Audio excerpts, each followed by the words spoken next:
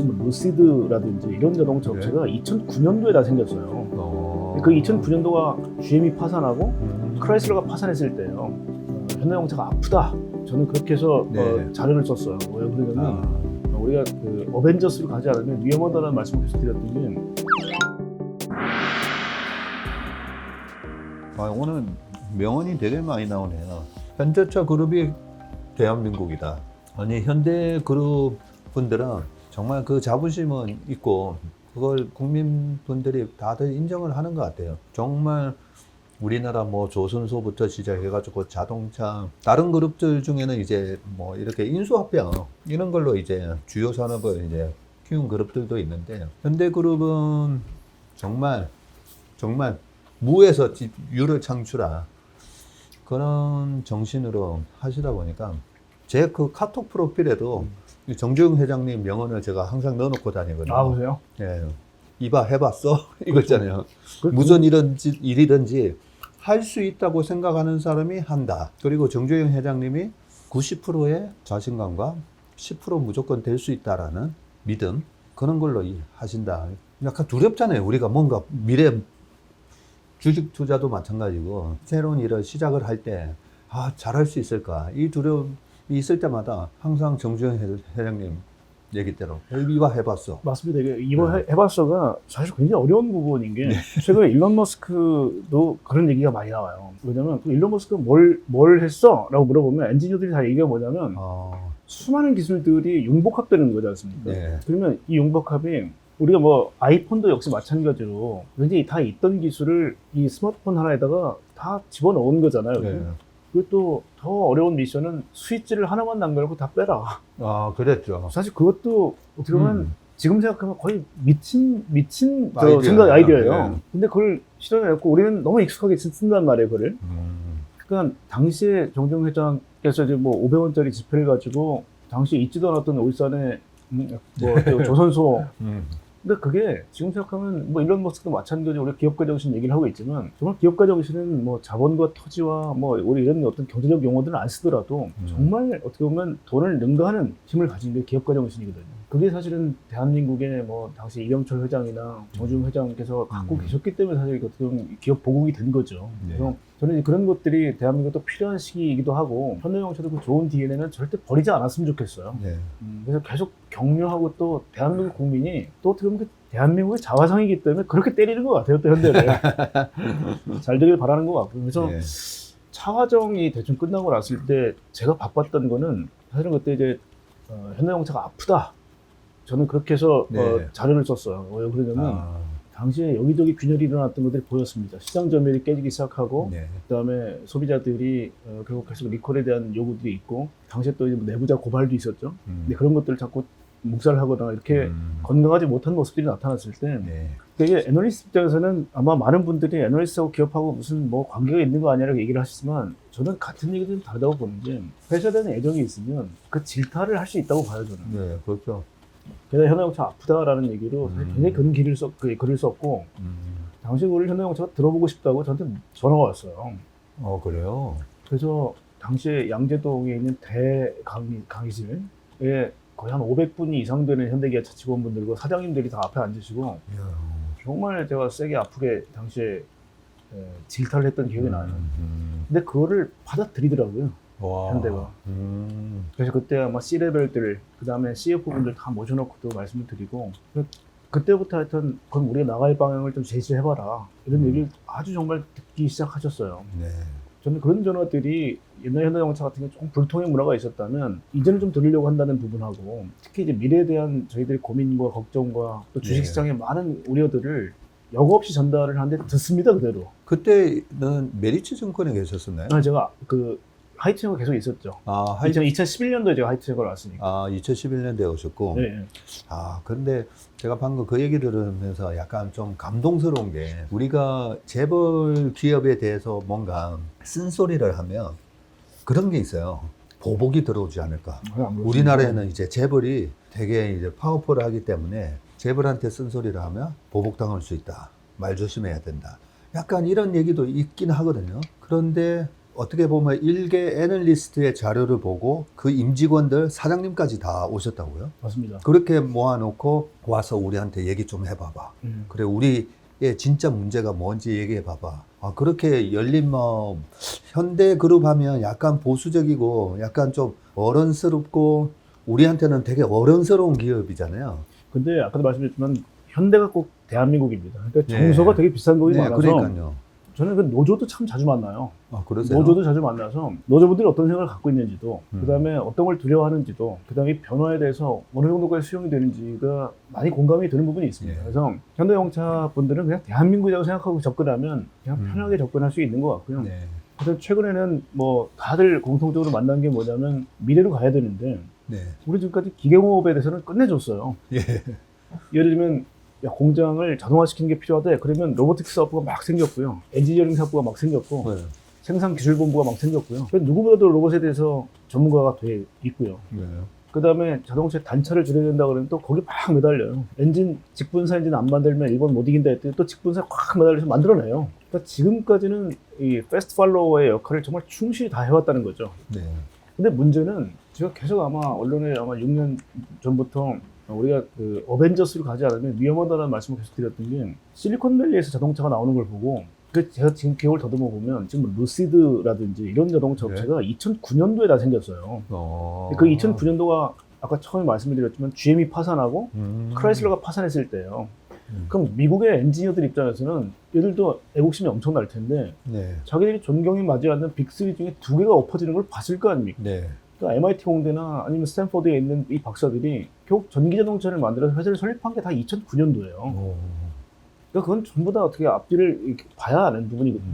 그리고 거기에 대해서 수많은 자본가들이 힘을 보탰다는 거예요. 그러네요. 그러니까 예전 같았으면 자동차라는 게 일종의 어떤 과점 체제를 깨기 참 어렵다고 생각하지 않았습니까? 그러니까요. 일종의 테리토리가 유럽에서 네. 이 생존했던 업체는 유럽에서, 네. 일본은 또 자기들 이제 특정 지역이 뭐 동아시아, 뭐 동남아시아라든지 이런 쪽을 일본이 그렇죠. 꽉 잡고 있잖아요, 그죠? 예. 그러니까 중국이 사실 그 내연 기관은 못 쫓아갔었잖아요. 못 따라갔죠. 예. 그 절대 못 쫓아간다고. 뭐 그렇죠. 독일, 일본, 한국의 내연 기관을 어떻게 쫓아가? 뭐 이런 정도로 자동차가 후발주자가 이 시장에 들어온다는 것 자체가 그렇죠. 그건 완전히 그냥 불가능에 맞습니다. 대한 도전이었잖아요. 근데 이제 그게 이제 전기차는 처음부터 테슬라도 이제 그렇게 했지만 배터리 팩 자체가 중심이 되고 모터로 구성되어 있기 때문에 굉장히 이 어떻게 보면 가볍기도 하고 이게 네. 쉽게 말하면 부품이 많이 없습니다. 3만 개가 아니라 뭐 대충 11,000개는 자동으로 사라져요. 그러니까 부품 개수가 몇 개 없고 모든 형태를 조립하게 되면 사실 부품이 몇 개 안 됩니다. 그러니까 조립 공정이 완전히 달라져요. 네. 그러다 보니까 진출자들 많아질 거고 특히나 최근 들어서는 이제 ODM 방식이라고 그래갖고 주문자 방식. 예. 야, 이 플랫폼만 만들어서 나한테 갖다 주면 예. 내가 이 바디를 잘 꾸며가지고 차를 만들게 하는 업체가 되게 많아졌어요. 아, 그래요? 그건 애플의 지금 스마트폰을 공급하고 있는 폭스콘. 폭스콘 같은. 폭스콘도 이제 MIH라는 플랫폼을 만들어가지고요. 예. 이 플랫폼 가지고 자동차 만드는 업체한테 우리가 펀딩한다. 그 뭐 5억 불씩 탁탁 줘버려요 그냥. 예. 그러니까 굉장히 큰 펀딩을 하는 거고요. 그러니까 뭐냐면 그거죠. 애플 형님, 저희가 레코드를 좀 쌓을 테니 네. 저희가 만약 큰 문제가 없으면 저희 거 좀 받아달라 이런 것도 아마 함의가 깔려 있을 겁니다. 그래서 그런 업체, 그다음에 우리가 대륙의 실수라고 부르는 샤오미. 예. 샤오미도 처음에는 ODM 방식으로 갔다가 나중에는 스스로 100% 다 만들겠다고 발표를 했고요. 그래요? 지금 뭐 소니 같은 경우도 우리가 뭐 CMOS 센서를 비롯해서 워낙 네. 센서 기술 뛰어난 데다가 인포테인먼트의 최강자 아닙니까? 네. 게임이라든지. 그렇죠. 그러니까 자율주행차가 됐을 때는 가장 핵심 이 캐시카우가 여기서 나올 수 있으니 자동차 밑에 있는 자동차 구동 조향 뭐 완충 제동에 관련된 거는 전문가인 니들이 납품하고 내가 바디만 예쁘게 잘 만들어 볼게. 이런 업체가 굉장히 많이 늘어나요. 애플도 그러니까 뭐 24년도에 차를 만든다 이렇게 얘기 나오는 게 뭐 지금부터 뭐 모터 만들고 뭐 저 인버터 만들고 하겠다는 게 아니라 대부분 주문자 방식으로 아마 납품을 받을 거예요. 그 대상이 됐던 게 현대 기아가 물망에 올랐었던 거죠. 그리고 LG전자도 지금 뭐 VS사업부가 뭐 LG 마그나라는 회사를 만든 것도 예. 결국은 어떤 형님이든 주문 주시면 제가 밑에 만들어서 납품 드릴게요라는 비즈니스 모델이거든요. 예. 그래서 앞으로는 자동차는 누구나 다 만들 수 있는 시대가 될 거고요. 저는 좀 큰 그림으로 봤을 때 이걸 어떤 두려움으로 좀 받아들이냐면 그 저번에 예전에 우리 다 집에서 다이얼 전화기 쓰셨잖아요. 예. 그러다가 다이얼에다가 이제 버튼 누르고 나왔을 때 신기했고 예. 그러다가 그때 맥슨 전화기인가요? 무선 전화기 나와서 네. 집에서 이제 뭐 몇 헬즈 이래가지고 문 밖에 나가도 되면 막 신기하고 그랬던 예. 그 시대가 금방 지나고 나서 나왔던 게 피처폰이었어요. 예. 그 당시에 노키아, 뭐 삼성 애니콜 이런 거 나오고 모토로라 나오기 시작하면서 90년대 초반이거든요. 네. 집에서 유선 전화를 쓰다가 피처폰으로 바꾼 게 지금의 내연기관에서 전기차로 바뀌는 거하고 거의 동일하다고 봅니다, 저는. 굉장히 큰 변화죠. 네. 야, 선이 없고 전화선이 없는데도 전화가 된단 말이야? 굉장히 신기한 변화인데 이게 2007년도에 다 무력화되죠. 예. 스마트폰의 등장. 스마트폰이 나오는. 겉으로 보기에는 다 바타입이 비슷하게 생겼는데 예. 이쪽하고 이쪽 친구하고 이쪽 친구는 완전히 다른 성질이죠. 예. 마찬가지로 지금 아마 구동의 모든 원리가 전기로 전환된 거는 큰 변화지만 이게 스마트자가 붙게 되면 또 완전히 다릅니다. 지금 스마트카가 자동차가 스마트카가 되는 그 변혁기에 그렇죠. 있는 거죠. 변혁기가 있는데 사실은 완전히 다르죠, 구조가. 어. 왜냐면 우리가 앱 생태계라는 걸 깔 수 있다는 거는 예. 구조를 그렇게 만들어 놨기 때문이고 예. 우리가 OTA, 오버디어로 결국 무선으로 업데이트가 되기 때문에 앱 생태계가 예를 들면 새로운 서비스가 툭툭툭 아침에 일어나고 예. 일어나면 생겨나고 예를 들면 새로운 버전으로 업데이트가 되고 하는 것들은 예. 전부 다 통신용 API가 깔려 있고 OTA가 가능하기 때문에 가능한 거겠죠. 네. 우리 안에도 컴퓨터에 필적할 만한 어떤 알고리즘이 돌아가고 있어야 이 스마트폰이 계속 이 스마트폰으로서 존재가 되는 거죠. 네. 자동차는 지금 소프트웨어하고 조금 무관한 디바이스입니다. 그러니까 배터리를 집어넣고 모터를 집어놔도 그러니까요. 이건 그냥 구동계통을 엔진에서 바꿨다 뿐이지 예. 기본적으로 이 자동차를 굴리는 원리는 전통 방식을 그대로 따른다는 거예요. 네. 뭐 모든 프로토콜이라든지 아니면 자동차의 뭐 알고리즘 자체는 크게 다르지 않다는 겁니다. 네. 근데 이게 스마트폰이 된다는 거는 우리가 지금 얘기하는 이제 SDV, 소프트웨어 디파인 비클이라고 해서 소프트웨어가 이 자동차의 성질, 심지어는 구동하거나 충전을 하거나 아니 여기 있는 모든 자동차의 어떤 감성까지도 소프트웨어를 가지고 이제 드리븐을 할 수 있다는 거거든요.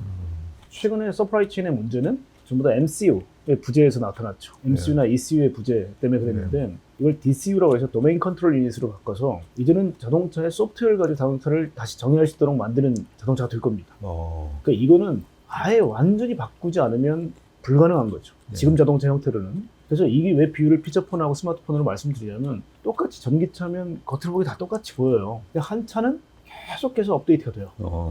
그리고 궁극적인 이 방향은 로보택시입니다. 아, 그래요? 그렇죠. 지금 가지고 있는 모든 센서와 자동차의 모든 알고리즘을 가지고 소프트웨어를 계속 개선시킬 경우에는 로보택시가 된다는 거고요. 이게 저희 같이 주식하는 사람들한테는 되게 중요한 게 물론 댓글로 막 욕 많이 하시는 분이 있는데 제가 왜 자꾸 테슬라 위주로 말씀드릴 수밖에 없냐면 예. 비즈니스 모델을 한번 연구를 해보시면요. 맞고 틀리건 실현시키건 못 시킨 간에 굉장히 스트럭처를 잘 짜놨어요. 예. 쉽게 말하면 이익에 누수가 없도록 만들어놨습니다. 예를 들면 소프트웨어를 업데이트할 때 마이크로소프트 오피스를 우리가 구매를 했다면 예를 들면 뭐 2022년, 23년 돼서 버전이 업되면 우리는 서브스크립션, 구독을 하고 있기 때문에 업데이트를 할 수 있죠. 그죠? 네. 돈을 내고 있단 말이죠. 우리가 오피스를 버리지 않는 한 계속 마이크로소프트에 돈을 낼 수밖에 없는 상황이 되는 낼 수밖에 거죠. 없죠. 네. 그래서 자동차 역시도 예를 들면 소프트웨어가 업데이트가 되는데 업데이트를 할 수 있는 차와 그렇지 못한 차로 나뉠 겁니다. 왜냐하면 이건 아예 하드웨어 자체가 업데이트가 안 되는 차이니까요. 네. 그래서 가장 첫 번째 단계는 SDV로 전환돼야 돼요. 다행히 현대자동차 아까 이 벼락치기 능수하다고 말씀드렸는데 한국 분들이 참 똑똑하세요. 그래서 늦었지만 야 이거구나 했기 때문에 이번에 발표를 한 겁니다. 현대자동차 박정국 사장님이 이번에 발표를 하셨죠. 우리 2025년까지 모든 현대기아차는 SDV로 바꾼다. 깨달았기 때문에 빨리 가는 겁니다. 속도를. 독일차나 일본차는 이 정도 속도 못 따라올 겁니다. 아, 못 따라와요? 못 따라올 겁니다. 굉장히 빠릅니다. 현대가. 그러면 테슬라 다음으로 우리라고 볼 수가 테슬라가 있나요? 그렇죠. 2012년 다음에 물론 이제 중국 업체라든지 태생 자체가 다른 업체들은 빠르죠. 예. 왜냐하면 테슬라를 처음부터 따라갔기 때문에 대신에 이제 전통 자동차 업체는 뭔가 스스로 버리자는 바꿀 수가 없거든요. 네. 아마 최근에 뭐 캔 타입의 내부 통신 체계를 이더넷으로 다 바꾼다는 아마 발표도 들으셨을 거예요. 그러니까 현대가 이제 깨달았기 때문에 이제는 아까 얘기했지만 물꼬를 터준 겁니다.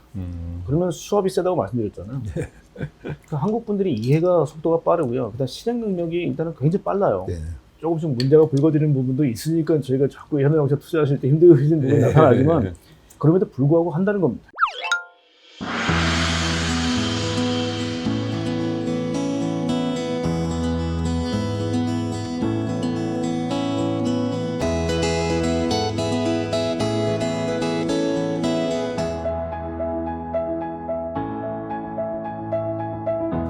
좀 드실 시간 시간을 좀 드리려고요.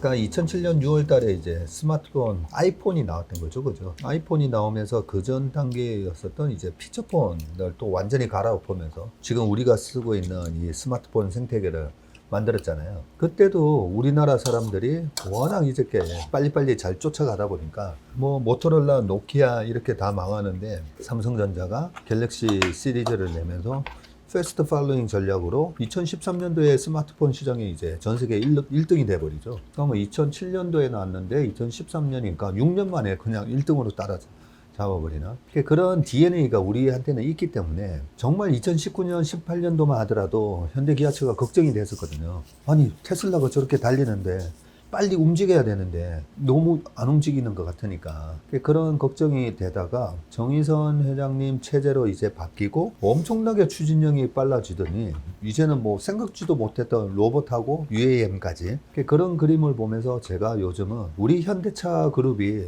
삼성처럼 이 전기차 시장에 있어서 삼성과 같은 이 패스트 세컨드 스트래티지라고 하죠. 빨리 쫓아가는 이들. 그 전략으로 성공할 수도 있지 않을까? 우리한테는 그런 DNA가 있고, 그리고 CEO의 이제 자질인데, 정의선 회장님 보니까 전 너무 잘하는 것 같은 거예요. 근데 말씀하신 대로, 주가, 이 주식 투자하는 사람들 입장에서는 좀 힘들어요. 주가가 안 움직여가지고. 제일 큰 거는 이런 거죠. 저희가 썬크 코스트라고도 얘기하고, 네. 아니면 저희가 뭐 스트랜드드 에셋, 좌초 자산이라고 얘기하는 부분이 뭐냐면, 이 일반 자동차 업체들은 같이 생각해야 될 게, 테슬라는 그냥 맨 땅에 공장 짓고 나서 스마트 팩토리 확 만들면 되지만, 네. 우리는 기존에 레거시 시설들이 남아있어요. 그래서 이 부분들에 대해서 병원 전환 비용이 엄청납니다. 그렇네요. 그러니까 예를 들면 1000만 대짜리 도요다는 1000만 대를 지워야 1000만 대를 만들 수 있는 회사가 되는 겁니다. 네. 그러니까 이 비용이 저는 밸류에이션에 반영되어 있다고 보는 거고요. 이걸 극복하기 위해서는 부단한 애를 쓰고 스피드로 갈 수밖에 없어요. 그러니까 빨리빨리 바꿔야 되는 거고요. 네. 그러니까 제가 이제 그나마 한국에 대해서 희망적인 얘기를 좀 드리는 이유가 대부분 다 70년대 후반, 80년대 초반에 공장이 지어졌기 때문에 네. 그때 저희가 우리 산업 역군들이 대부분 다 비슷한 젊은 나이 때 들어오셨어요. 네. 그분들이 다 대한민국의 어떻게 보면 든든한 기둥이시죠. 그분들이 현대용차를 일구는 분들이고, 이제 그분들이 다 연배가 이제는 퇴직 연배가 되셨어요. 그러니까 최근 들어 아마 노조가 65세까지 정년을 연장하자 이런 것들을 아마 우리 뒤집어서 잘 생각해 보시면 그분들이 그만큼 이제 연배가 드신 거예요. 근데 제가 뭐 체코 공장이나 러시아 공장 다 가봤지만 초창기 공장을 세팅할 때는 대부분 다 연배가 비슷합니다. 다 20대 초반에 가장 일 잘하고 인건비는 싼 분들. 이분들이 있기 때문에 같이 성장해가요. 워낙 복지도 좋고 연봉도 세고 그러기 때문에 안 나가신단 말이에요. 그래서 예. 대한민국에 참 복이 있다면 그분들이 자연 은퇴하시는 연배가 됐기 때문에 한 30% 이상의 인력은 그냥 바로 이제 가신다는 거예요. 그러면 그 부분을 어떻게 우리가 메이크업을 해야 되냐? 네. 당연히 미래에 대한 AI, 로보틱스, UAM, 미래의 어떤 생산, 어떤 동력이 되는 분들로, 그러니까 제가 노조한테 이런 말씀을 드렸어요. 생산 노조만 노조가 아니다. 우리 연구소에 있는 수많은 조카들, 네. 아들뻘되는 우리 노조 식구들이 들어오면 더 네. 탄탄해지고 미래가 밝아진다. 그래서 네. 생산 노조를 고집할 게 아니라 이제 연구 노조를 훨씬 더 많이 육성을 하는 게 현대용차의 미래를 위해서 훨씬 더 좋은 일이다. 근데 그런 노조분들은 반발하실 수가 없어요. 그럼 같은 식구인데 더 공부 잘하고 더 어떻게 보면 미래에 정말 도움이 되는 어린 노조원들이 더 많이 들어오는 게 당연히 노조로서 도움되지 않겠어요. 네, 그러겠네요. 그래서 그런 것들을 계속 말씀을 좀 드리고 있고요. 네. 실제로 그래도 한국이 참 공부 열심히 하잖아요, 대한민국 사람들. 그러니까 제가 놀라는 건 뭐냐면 뭐 단순히 감정팔이 하자는 건 아닙니다. 제가 로봇이나 UAM 공부할 때 보면 진짜 해외 요소요소에 한국 분들이 많으세요. 그래서 제가 어벤져스를 자꾸 가자고 얘기하는 게 뭐냐면 네. 깜짝 놀란 게 사족보행 로봇이라고 이제 렉타임 로봇이 한참 이제 인기를 끌었을 때 네. 너무 신기해서 이 렉타임 로봇에 성공한 업체들을 쭉 다 봤는데 핵심 엔지니어들이 다 한국 분들인 거예요. 그래요? 그러니까 로봇에서 우리가 뭐 보스턴 다이내믹스도 인수를 했습니다만은 보스턴 다이내믹스도 참 우리가 인수를 할 만한 자격이 된다고 저는 보는 게 로봇에 굉장히 어떻게 보면 한국 분들이 열심히 공부하신 분들이 많아요. 그래서 그분들이 뭐 현대를 위해서 일할지는 모르겠지만 예. 하여튼 기술적으로 굉장히 높게 가 계신 한국 분들이 많다. 그게 아마 현대용차가 가장 큰 자산일 거다. 그래서 그분들을 품을 수 있는 업무가 되게 중요한 부분입니다. 네. 예를 들면 조직 문화라든지 아니면 현대의 어떤 미래 지향점이 그분들을 뭐 설득 못 시킬 정도로 좀 낙후돼 있거나 아니면 어둡다면 네. 미래가 없는 거겠죠. 근데 반대로 현대가 똑바른 길을 선택하고 그 아까 말씀 물꼬만 잘 터주면 네. 이런 분들이 아마 현대자동차에 속속 합류하실 거라고 좀 봐요. 그 또 하나가 요즘 2차 전지가 굉장히 핫하지 않습니까? 네. 2차 전지 저 기억나는 게 LG그룹이 처음에 자동차 부품을 하겠다고 이제 옛날에 돌아가신 구회장님이 저희를 네. 부르셔가지고 과외를 좀 시켜달라. 제가 한 4번을 시켜드렸던 기억이 나요. 아, 그래요? 네.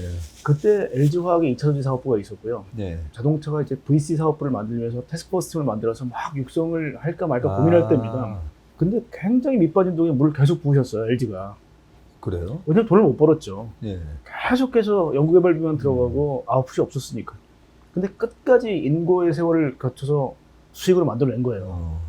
저는 그 과정을 다 지켜봤기 때문에 굉장히 한국에서도 그렇게 뭔가 준비하고 있는 기술들이 있다라는 거고요. 네.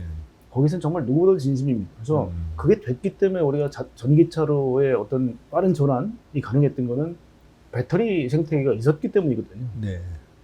모터 역시 마찬가지고. 그렇네요. 인버터도 모터. 마찬가지고요. 그 다음에 서멀 매니지먼트라고 우리가 뭐 쉽게 말하면 이 공조 시스템들 예. 이런 것들도 뭐 대한민국이 굉장히 앞서 있습니다. 그래서 이런 것들이 전기차를 일단 전환했을 때 찾아봤더니 여기저기서 다 있는 거죠. 그죠? 예. 근데 여기서 좀 제가 걱정거리를 또 하나 드리자면 대신에 AI는 우리가 상당히 약하다는 겁니다. 아, 그래요?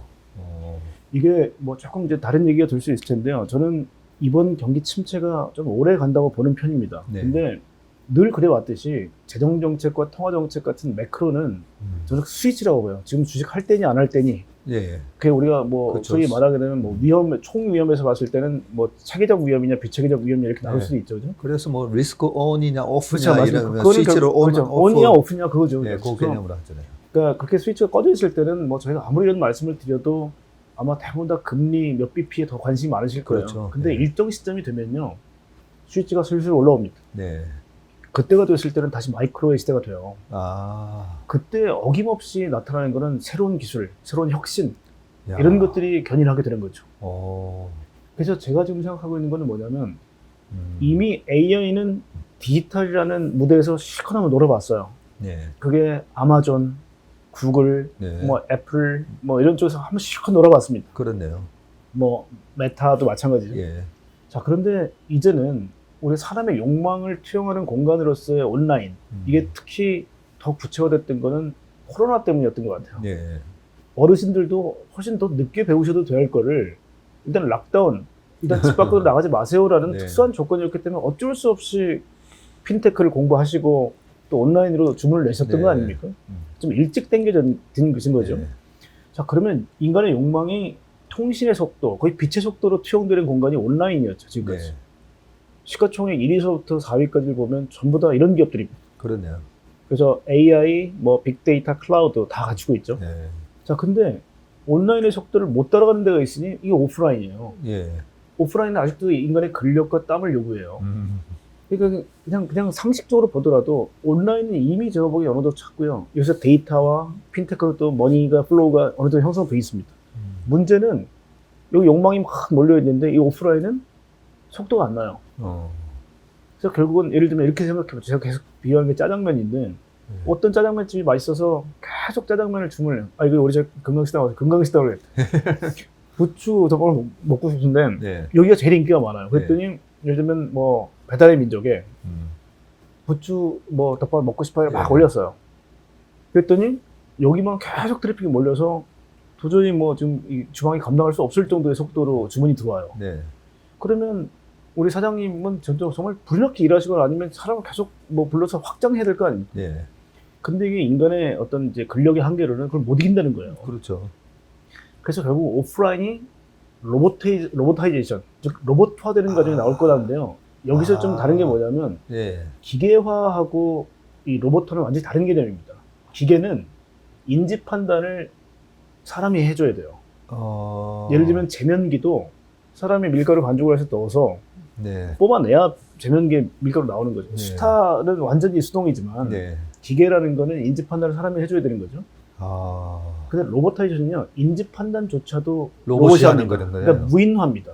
와. 그래서 이 AI가 지금까지는 이 온라인 디지털 속에서만 계속 유형을 했다면 이제는 오프라인 쪽으로 AI가 이식되는 과정에 있다는 겁니다. 아, 근데 이게 2016년도에 어떻게 보면 다보스 포럼에서 슈왑이 얘기했던 4차 산업혁명의 핵심입니다. 이렇게. 아, IoT, 네. 그 다음에 커넥티비티, 뭐 통신 5G, 음, 그 다음에 뭐 자율주행이라든지 이런 것들이 대부분 다 물리세계에 근거를 둔 기계를 로봇화시키는 작업들이에요. 야, 저 지금 들으면서 약간 소름이 돋는 게, 아, 기계하고 로봇하고 이 차이를 전혀 몰랐었거든요. 근데 이게 로봇이다라고 생각을 하는 순간, 우리가 자동차에서 그냥 크루즈 기능, 크루즈 뭐 80km, 뭐, 요렇게 세팅을 하는 아주 단순한 크루즈 기능은 인간이 조작을 하는 기계인 거고, 이게 풀 셀프 드라이빙, 그렇죠, 맞습니다. FSD, 그걸로 가면, 그거는 로봇이네요, 그거는. 맞습니다. 아, 그래서 앨런 머스크가 얼마 전에 로봇을 이렇게 선보였구나. 아니, 앨런 머스크는 왜 전기차만 좀 집중을 하지? 왜 우주선도 하고 있고, 뭐 이것도 저것도 하는데, 아, 또 뭐 로봇이야. 테슬라 주주들 막 마음 졸일 거 아니에요. 근데 가만 보니까 같은 맥락이네요. 똑같습니다. 무슨 얘기냐면 그 안드레 카파스라고 천재가 하나 있는데 네. 로봇하고 자율주행은 똑같다. 22년 전에 계단을 올라가는 아시모를 보면서 막 박수를 쳤는데 네. 지금도 왜 아시모는 내 곁에서 내 일을 도와주지 못할까? 근데 최근 기술은 뭐냐면 핀이라고 있습니다. 물리세계를 이해하는 AI 엔진이 막 나오기 시작해요. 엔비디아가 각광을 받고 미국이 야, 너 더 이상 중국한테 납품하지 마 했던 이유도 이 부분이 너무너무 중요하기 때문에 그래요.